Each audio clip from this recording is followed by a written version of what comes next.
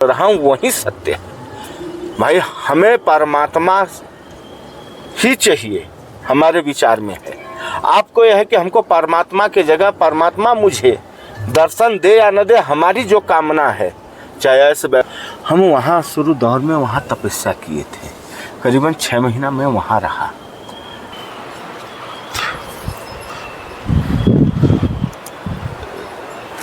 आइए धीरे धीरे आइए, इस चलने उतरने में गले सूख जाते हैं। भोजन कर रहे हैं, नारायण कृपा है। परमात्मा तो। दोस्तों नमस्कार, जय बद्री विशाल। हम आए महाराज जी के पास, आज सत्संग लेंगे महाराज जी से। और दोस्तों महाराज जी, जय बद्री विशाल महाराज जी। जय बद्री विशाल। और ये महाराज जी की गुफा है, इसी में रहते हैं दोस्तों, और यहीं पे भोजन प्रसादी बनाते हैं दोस्तों। महाराज जी जो पक्षी हैं, कबूतर हैं, उनकी सेवा भी करते हैं। तो अभी हम महाराज जी की दूसरी गुफा में जा रहे हैं। ऊपर महाराज जी बता रहे हैं कि यहाँ से जो है ऊपर एक गुफा है पत्थर के नीचे, पहले देखते हैं। कबूतर देखो कैसे बैठे। जी जी हाँ, ये कबूतर हैं। चले महाराज जी उधर चलिए गुफा की ओर। चलो चलो आइएगा जी। तो महाराज जी उसमें आप राशन रखते हैं आप? हाँ हाँ, कबूतरों के लिए जो है जी बाजरे रखता हूँ जी। यहाँ गाय के लिए गुड़ रख देता हूँ। हाँ, चढ़ाई है यहाँ पे। देखिए सब कबूतरे हमारे जी बैठे हुए हैं, भोजन कर रहे हैं। नारायण कृपा है। परमात्मा तो हर जीव में है, और किस रूप में आके देखिए उड़ रहे हैं।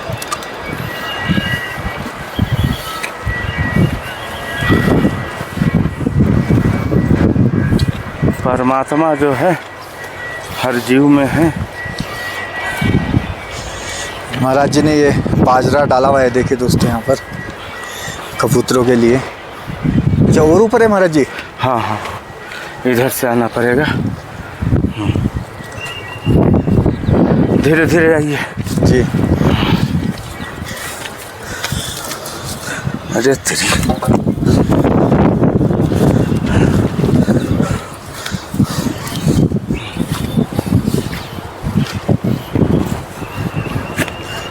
संभालना। बड़ा भयंकर रास्ता है, खतरनाक रास्ता है। अच्छा, ये गुफा है। अरे भाई सांस फूल जाती है। ये देखो बाजरे यहाँ रखते हैं बोरे भर भर के, इनको कबूतरों को खिलाने के लिए। महाराज जी एक बार आप बता रहे थे कि आप पहले ऊपर रहते थे गुफा में। कौन सी वाली गुफा? अच्छा, वो उससे ऊपर है। हाँ हाँ, यहाँ से काफ़ी हाइट में है। अच्छा हाँ, वो काफ़ी ऊंचाई पर है। अच्छा। वो 2001 से 2013 तक वहाँ हमने अच्छा रहा। 13 के लास्ट ईयर में यहाँ नीचे वाली गुफा में नारायण दास करके एक महात्मा थे जी। उनसे आग्रह किया तो मुझे अपने बेटे की तरह मानते थे। तो उन्होंने कहा कि ठीक है, जाने लगूंगा तो दे दूंगा। तो उनके घुटने में थोड़ा दिक्कत हो गई, चढ़ना उतरना मुश्किल था। तो उन्होंने 2013 अक्टूबर महीने में हमको ये गुफा दे दिए। तो हमने वहाँ से सर सामान ला के अपना यहाँ एडजस्ट किए। 36 बरस उन्होंने राम मंत्र का जाप किया था, और उसके बाद उन्होंने अपना आसन और आशीर्वाद दिया। और उन्होंने कहा कि देख, कभी भी नाम न खराब हो ऐसा कर्म करना, और यहाँ जो आए वो कभी भूखा न जाए, उसको कुछ न कुछ खिलाते रहना। और नारायण की कभी कमी नहीं रहेगी, आशीर्वाद मेरा है, नारायण सब देता रहेगा। तब से मैं यहाँ पे हूँ, और उनकी कृपा से, और वो जो नारायण दास जी थे उनकी जो है कि तपस्या और उनके आशीर्वाद से आज मैं यहाँ पे हूँ। लोगों से जुड़ भी जाता हूँ और जो है परमात्मा की ऐसी कृपा है कि पक्षी सेवा, गाय सेवा, चूहों की सेवा, छोटी छोटी गौरैयाँ हैं उनके लिए ये सेवाएं चलते रहती है। साधु ब्राह्मण कोई आ गया, चाहे रात हो चाहे दिन हो, और जो हमसे बन पड़ता है नारायण पर्वत पर, भोजन प्रसाद उनकी सेवा में हाजिर करता हूँ श्रद्धा और प्रेम से। ये सब नारायण कृपा है, भक्तों का सहयोग है जब हो जाता है। तब यहाँ से थोड़ा हम नीचे उतरा जाए। चलिए महाराज जी। हाँ, तो धीरे धीरे आइएगा। ये आपके पीछे पीछे आऊँगा। हाँ, ये पेड़ पकड़ के आइएगा। जी जी महाराज जी। हाँ, आने का इधर से रास्ता बहुत ही डेंजर है यहाँ पर। यहाँ डेली आना रहना होता है जी। ये देवदार के वृक्ष हैं, देखिए संभालिएगा। जी जी। हाँ हाँ, ये देवदार के वृक्ष हैं, चीड़ के वृक्ष हैं, ये खुशबू देते रहते हैं। ये सुहावने हमारे सिर के ऊपर ये शोभायमान है। हाँ, ये सब वृक्ष जो है जी, ये करीब करीब 24 साल 18 साल ऐसे इनकी आयु हो चुकी है। आराम से महाराज जी। हाँ हाँ।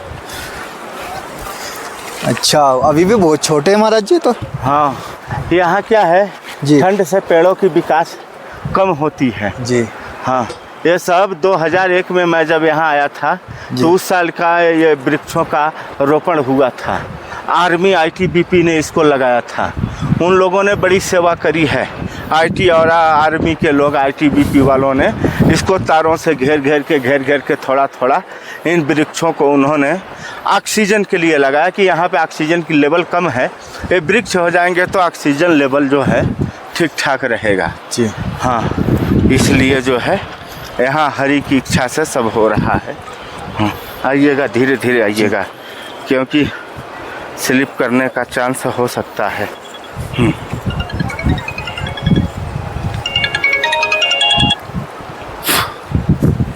आइए।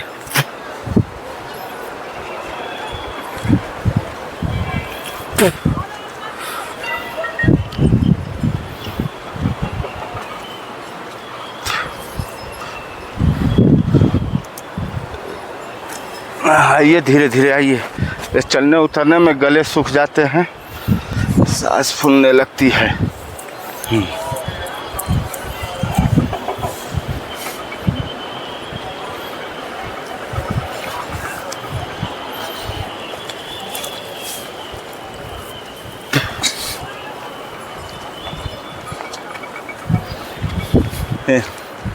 देखिए, हमारी कबूतरों का आराम विश्राम स्थान वो है, वहाँ बैठे रहती हैं। अच्छा, मैं दिखाता हूँ, यहाँ से दिख रहा है। अच्छा, ये है। हाँ हाँ, देखिए ऊपर घास में आराम विश्राम हो, हरे हरे घासों में बैठ के यहाँ भोजन करती हैं और उसके बाद वहाँ जाके आराम विश्राम करते हैं। जब उनको भूख लगता है तो यहाँ आके दाने चूंकते रहते हैं। हाँ, दिन भर में सुबह एक बार दाना डालना पड़ता है, एक बार 3 बजे के लमसम डालना पड़ता है, क्योंकि ये भी किसी जन्म के पुण्य आत्मा हैं जो कि यहाँ बद्रीनाथ क्षेत्र में निवास कर रहे हैं और हमारे हाथ का दाना चूमकर आशीर्वाद दे रहे हैं। हाँ, कितना दाना लगता होगा महाराज जी एक दिन में? यही 30 किलो के लमसम एक दिन में। अच्छा। हाँ, ये खा जाते हैं। हाँ, 30 किलो? हाँ, 30 किलो खा लेते हैं। कम से कम 1,500-2 हज़ार है। ये तो अभी तो थोड़ा सा है जी। और तो खा के चले गए हैं वापस। हाँ, अब ये 3 बजे फिर वापस आएंगे। देखिए हम लोग को आते हुए, देखिए फिर वहाँ पे बैठना शुरू हो गए। देखिए बैठ रहे हैं। हमसे डर गए थे। हाँ, डर के। आदमी ऐसा जीव है कि उससे हर कोई शेर भी डरता है। हाँ, हाथी भी डरता है। हाँ, जिसको कहते हैं काल, सर्प को काल बोलते हैं कि सर्प जिसको विषैले सर्प ने डंक मार दिया तो वो आदमी जो है एक्सपायर हो जाता है, वो भी मनुष्य से डरता है। सर्वप्रथम तो महाराज जी आपकी दिनचर्या कैसी रहती है? देखिए, दिनचर्या क्या, सुबह में हम 4 बजे 3:30-4 के बीच में हम बिस्तर छोड़ देते हैं। उठते अपना नित्य कर्म करने के बाद स्नान ध्यान पूजा पाठ करते हैं और जप और ध्यान जो है अपना करते करते वहीं 9:30 बज जाता है लमसम। तो उसके बाद पहले तो सुबह 10 मिनट के लिए करीब करीब हम अपना समय कबूतरों के लिए दे देता हूँ, क्योंकि यहाँ से उठने के बाद वो आ जाती हैं। जब उजाला होता है, जब यहाँ आ जाती हैं तो हम उनको जाके पहले दाना डालते हैं, उसके बाद अपना नित्य कर्म में बाकी पूजा पाठ में लग जाते हैं। और उसके बाद फिर जो है फिर 7 बजे के लमसम गाय आ जाती हैं, तो थोड़ा समय उनके लिए भी दे देता हूँ, आधा घंटा के लमसम। तो यहाँ पे हमारे पास जगह कम होने के कारण उनको यहाँ से थोड़ा उधर सामने प्लेन है, वहाँ ले जाता हूँ। वहाँ उनको थोड़ा गुड़ खिलाता हूँ, कभी 20 किलो खा लेती हैं, 30-40 हो गई तो 20 किलो खा लेती हैं, और कभी कम भी हो जाता है, कभी ज़्यादा भी हो जाता है। तो उनको खिला पिला के आता हूँ, अपना जप ध्यान पूजा पाठ करते करते 9-9:30 बजता है तो मंदिर जाता हूँ। मंदिर जाने के बाद भगवान का दर्शन करता हूँ। भीड़ रहती है तो 1 परिक्रमा, भीड़ नहीं है तो 5 परिक्रमा सुबह में करके उसके बाद मैं वहाँ से आता हूँ, थोड़ा चला जाता हूँ बाज़ार में, कुछ साग सब्जी राशन पानी जो कुछ है वहाँ से लेकर आता हूँ अपनी कुटिया में, और यहाँ भोजन प्रसाद बनाता हूँ। कोई आ गया, साधु महात्मा ब्राह्मण या कोई गृहस्थ विरक्त, चाहे जो कोई आ गया, तो जो अपने पास बनाए हैं उसी में से उनको भी खिला लेता हूँ, अपने भी। और वहीं उसके बाद थोड़ा 1-1.5 घंटा आराम करता हूँ। 2 बजे 2:30 बजे दिन में फिर हम बैठ जाते हैं अपना जप तप ध्यान भजन में। शाम को 5-6 बजे तक अपना ये क्रिया चलती है। कभी कुछ उसी में कोई आ गया तो भैया वो सब छोड़ के उसकी सेवा भी करनी पड़ जाती है। तो इसके वजह से जो है, और उसी में जो टाइम मिला था पूजा पाठ जप ध्यान होता है, दिन में तो जप ध्यान होगा। फिर शाम को ही आरती पूजा करते हैं, फिर जाता हूँ नारायण का दर्शन करता हूँ। और मंदिर में करीब करीब 3 या 4 घंटा हम कहीं एक किनारे खड़े होकर या बैठकर अपना कहीं थोड़ा जप और ध्यान कर लेता हूँ। वहाँ करने के बाद फिर आता हूँ गुफा पे, थोड़ा पानी गुनगुना गर्म करके अपना पीता हूँ। उसके बाद कंबल कुंबल ओढ़ के बैठ जाता हूँ। तो करीब हम 1 बजे तक जप ध्यान करते 1 बजे सो जाता हूँ। तो वहीं जो है 3-3:30 बजे जागता हूँ। 2-3 घंटा जो है रात में सो लेता हूँ, 1-1.5 घंटा करीबन दिन में। तो हमारी दिनचर्या यही चलती है यहाँ बद्रीनाथ में, और बाकी नारायण की जैसी कृपा लीला। अच्छी होती है सर। महाराज जी, आपको इतना वर्ष हो गए यहाँ पर श्री बद्रीनाथ धाम में। हाँ। और उससे पहले भी आप उससे पहले आप कहाँ पे थे महाराज? देखिए, हमको जो है 32 साल के लमसम हो गया महात्मा बने हुए जी। 17-18 साल का था जब से मैं बना जी। तो पहले तो मैं बना तो मिर्ज़ापुर ज़िले में, यूपी में मिर्ज़ापुर ज़िला एक है, और उस ज़िला में एक सिरसी बांध करके है। वो बांध के नीचे एक बहुत बड़ी दरी है, पानी वहाँ गिरता है, पानी का कुंड है 2। हम वहाँ शुरू दौर में वहाँ तपस्या किए थे, करीबन 6 महीना मैं वहाँ रहा। और वहाँ शाम को 4 बजे से लेकर सुबह 8 बजे के बीच में आदमी से मुलाकात नहीं होती थी, खाली जानवरों से मुलाकात होती थी। एक एक से ऐसे ऐसे जानवर पक्षी रात में दिखते थे, वो बोलते थे तो डर लगता था, क्योंकि वहाँ पे शमशान भी था थोड़ा दूरी पर हट के। तो हम उधर तो नहीं, क्योंकि हम तो वैष्णव महात्मा थे रामानंदी, इसलिए मैं तो उधर शमशान वाले तो है नहीं। वहाँ एक भगवान नारायण बने भगवान विष्णु की एक मूर्त थी, बट वृक्ष का पेड़ था, और उसी के नीचे उनकी मूर्त और मंदिर था। तो दिन में मैं वहाँ रहता था, और उसके बाद वहाँ से थोड़ा दूरी पर अपनी एक छोटी सी घास की कुटिया हमने बना रखी थी, तो वहाँ रहता था। वहाँ से निकलने के बाद तब हम तीर्थों में अपना भटकना शुरू किए। तो वहाँ से जैसे काशी में आए, कुछ काल काशी में गुजारे। काशी के बाद फिर वहाँ से मन जैसे उच्चाटन जैसे होता है, और नारायण भटकाता है, जैसे भटकना जहाँ लिखा होता है वहाँ जाता है। तो मैं महाकाल उज्जैन गया, वहाँ कुछ काल समय काटा। तो महाकाल में काल भैरव, प्रसिद्धि माता, उसके बाद ऐसे ऐसे वहाँ बहुत दिव्य स्थान है, संदीपनी आश्रम। तो हमने वहाँ भी काफ़ी दर्शन किए, काफ़ी समय वहाँ भी निकाले। तो वहाँ के बाद फिर एक बार दिल बना कि अब चलते हैं ओमकारेश्वर। ओमकारेश्वर नर्मदा जी के किनारे गए, वहाँ भी हमने काफ़ी समय निकाला, 1, 2 महीना, 4 महीना ऐसे करके।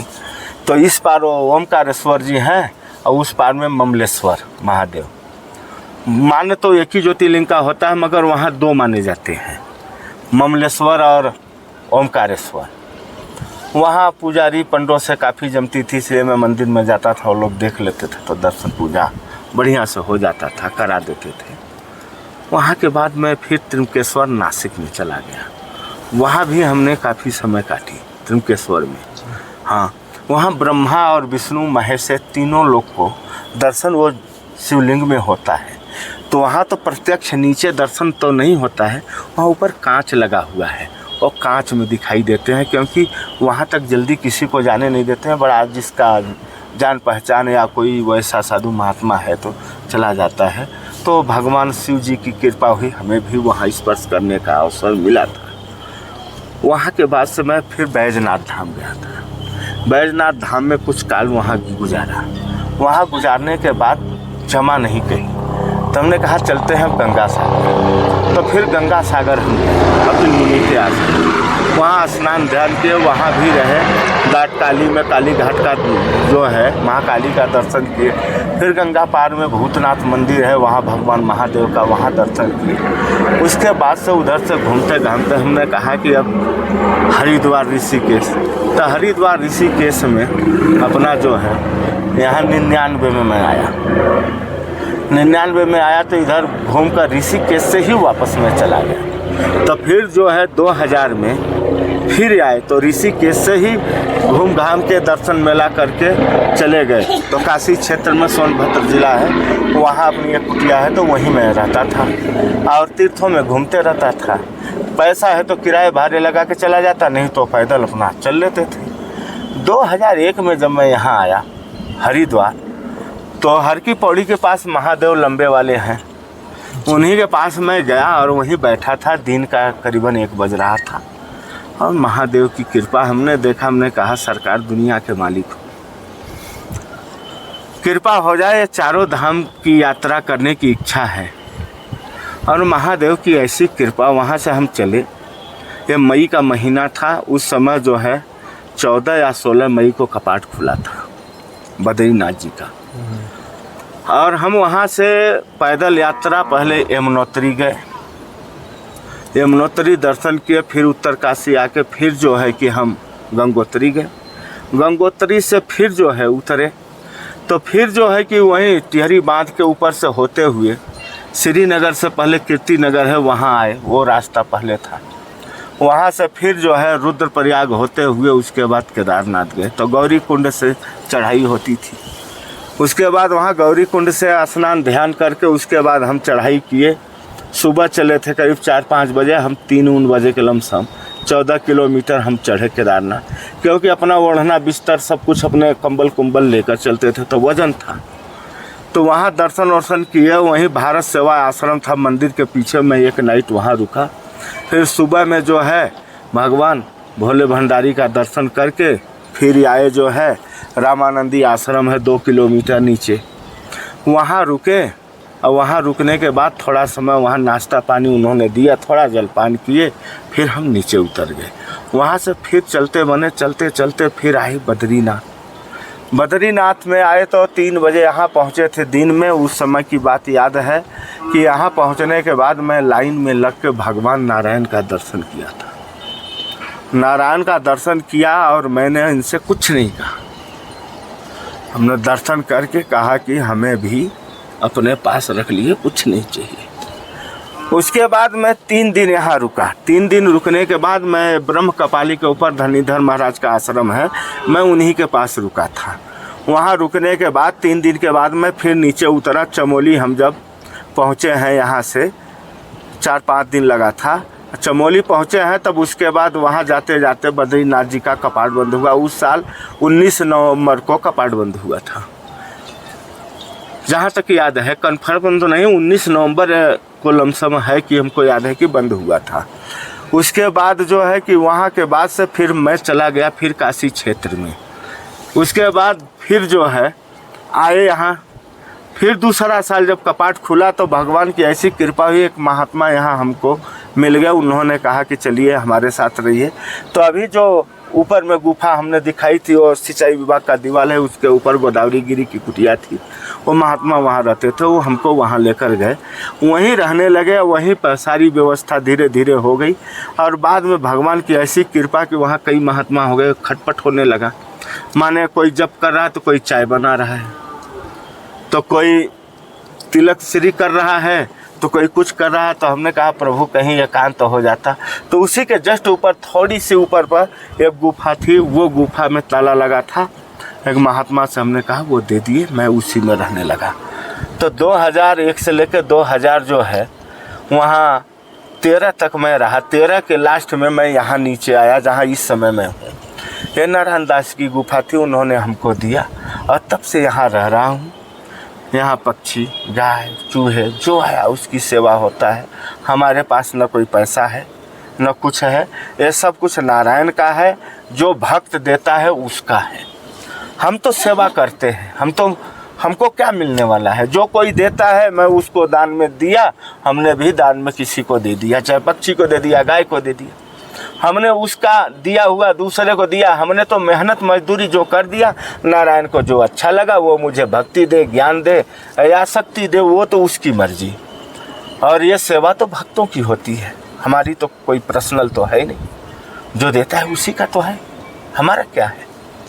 हाँ, तो ये ऐसे ही जीवन कट रहा है आज भी, और पहले भी ऐसे ही कटते रहा। महाराज जी जैसे साधक होते हैं और पूछते हैं, जैसे हमें भी कमेंट आते रहते हैं कि साधना के विषय में जानना चाहते हैं, तो महाराज जी आप हमें साधना के विषय में कुछ बताइए। साधना तो वही होती है जो अपने आप को साध ले, जिसके इंद्रियां जिसके बस में हो जाए। जब इंद्रियों का आदमी बस में कर लेता है, मन को बस में कर लेता है, और उसके बाद वो जिसका चिंतन करता है, तो संपूर्ण फोकस जिसको बोलते हैं, पूरी फोकस उस तरफ हो जाती है।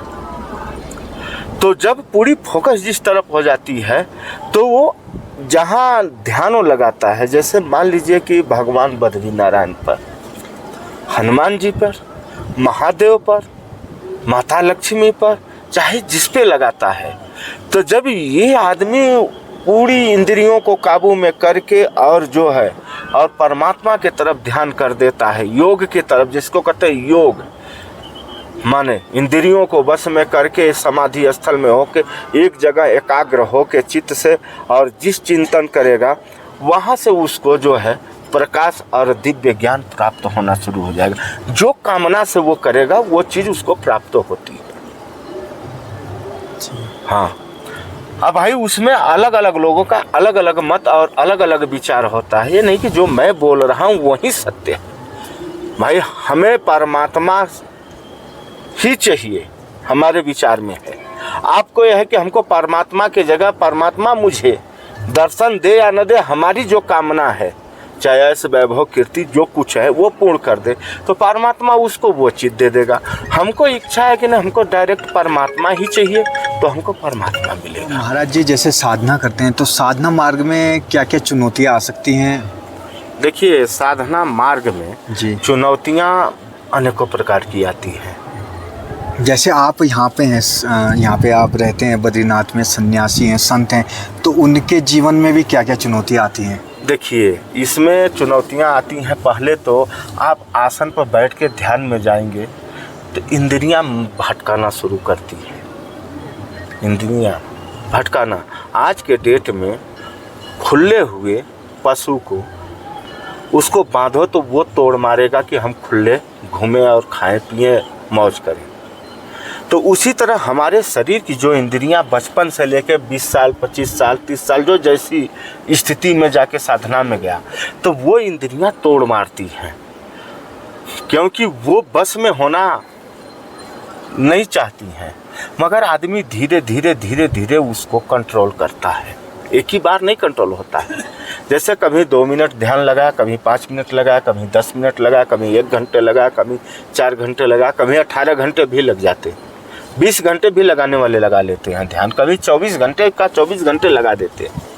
जिसकी जैसी साधना ऊंचाई पर चढ़ती है वैसे वैसे उसकी इंद्रियां का जो है तोड़ हो जाता है और वो सिमट जाता है। हम यहाँ साधना में बैठे हैं तो कभी कभी ऐसा होता है कि ये पहले प्राकृतिक चीज़ें परेशान करती हैं।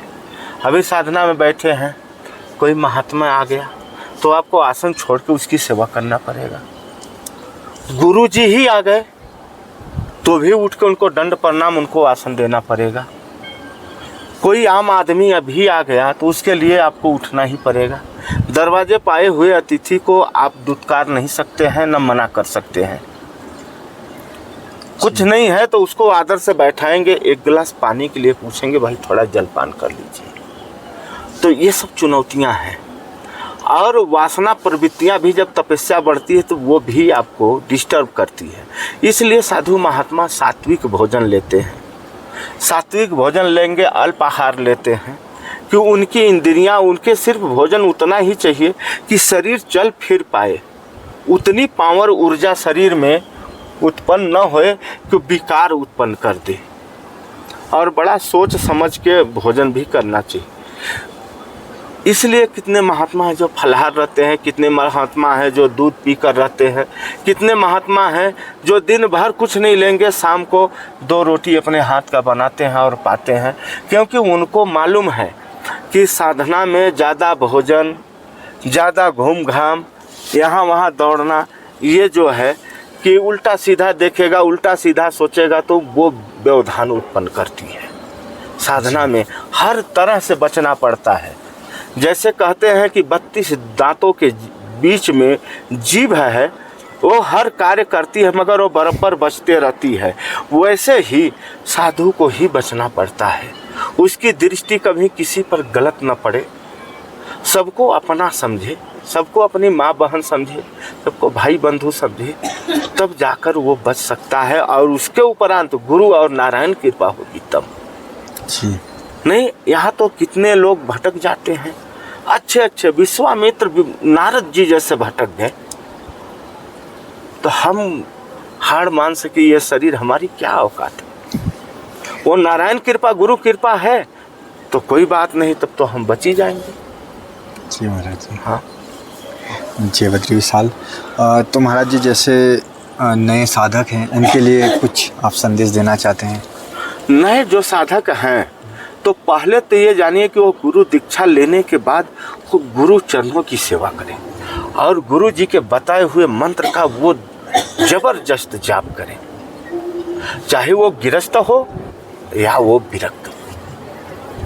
गिरस्त में भी रह के तपस्या की जा सकती है, ऐसा कि नहीं। भगवान शिव, उनके पत्नी पुत्र तो हैं, ब्रह्मा के नारद हैं पुत्र, गायत्री सावित्री उनकी पत्नियां हैं, भगवान नारायण के लक्ष्मी, उनके पुत्र तो सारे संसार ही है नारायण के। तो गृहस्थ तो ये भी माने जाते हैं एक दृष्टि से देखा जाए तो। मगर वो क्या है, वो योगी है, योगियों की योगी, महायोगी है महादेव विष्णु। बद्री नारायण देखिए, स्वयं विष्णु के, और विष्णु ही तो बद्रीनाथ है जी। मगर उन्होंने जब तपस्या करना शुरू किया तो लक्ष्मी जी को भी तो अपने से दूर रखा।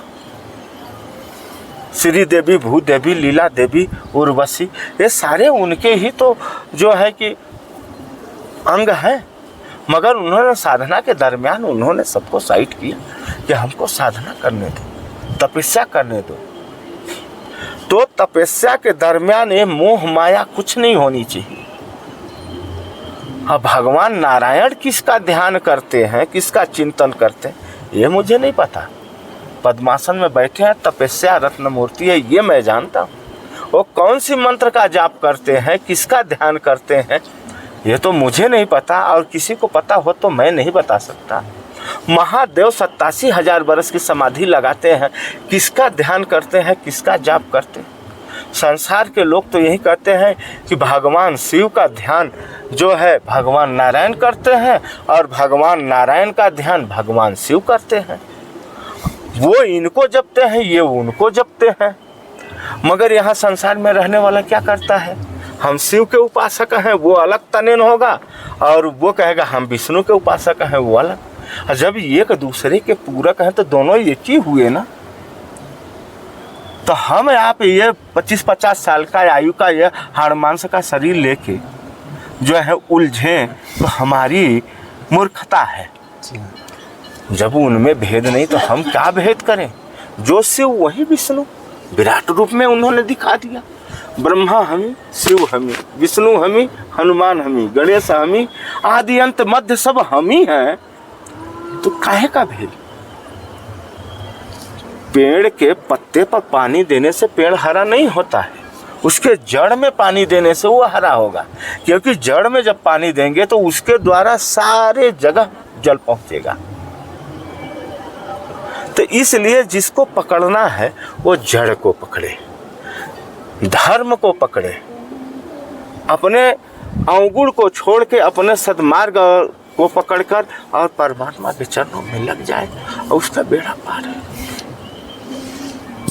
और ये गुरु कृपा से होती है जी।